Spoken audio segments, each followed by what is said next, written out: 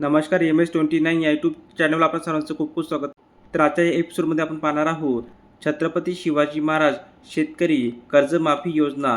त्या संदर्भात एपिसोडच्या माध्यमातून संपूर्ण माहिती सविस्तरपणे पाहणार आहोत. चला सुरू करूया.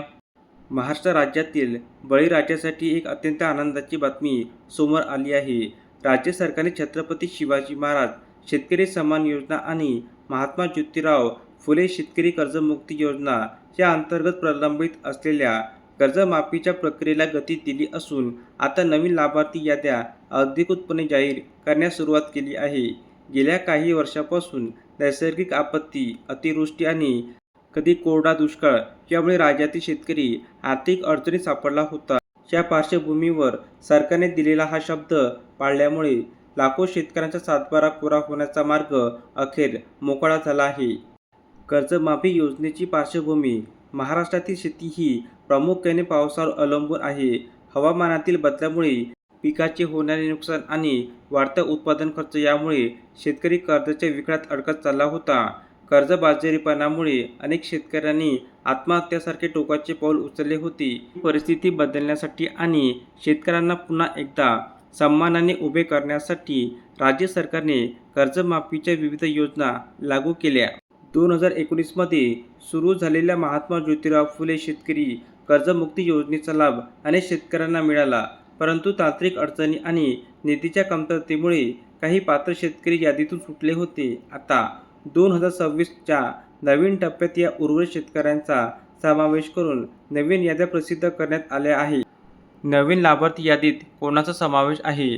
नव्याने जाहीर झालेल्या याद्यामध्ये खालील प्रवर्गातील शेतकऱ्यांना प्राधान्य देण्यात आले आहे. अल्प व अत्यल्प भूधारक शेतकरी, ज्यांच्याकडे 2 हेक्टरपर्यंत जमीन आहे. नियमित कर्ज भरणारे शेतकरी, ज्या शेतकऱ्यांनी आपल्या कर्जाचे हप्ते वेळेवर भरले होते त्यांना 50,000 रुपयांपर्यंतचे प्रोत्साहनपर अनुदान यादीद्वारे वितरित केले जात आहे. त्रुटी दुरुस्त झालेले शेतकरी, ज्यांचे आधार प्रमाणीकरण रखडले होते किंवा बँक खात्यात तांत्रिक चुका होत्या, अशा दुरुस्तीनंतरच्या पात्र लाभार्थ्यांची नावे यादीत आहे.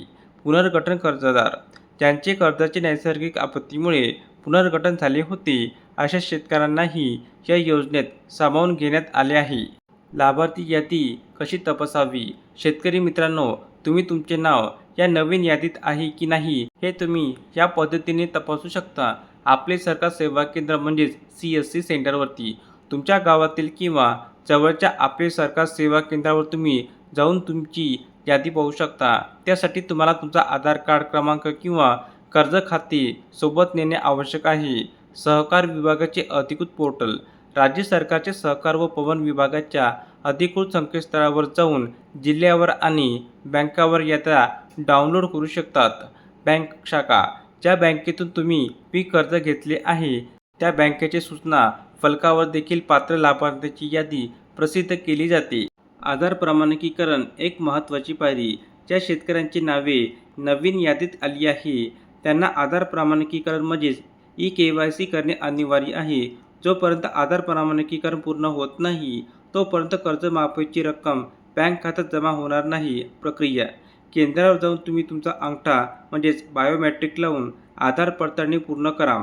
जर तुमच्या आधार कार्डला मोबाईल नंबर लिंक असेल तर OTPद्वारे देखील ही प्रक्रिया पूर्ण केली जाऊ शकते.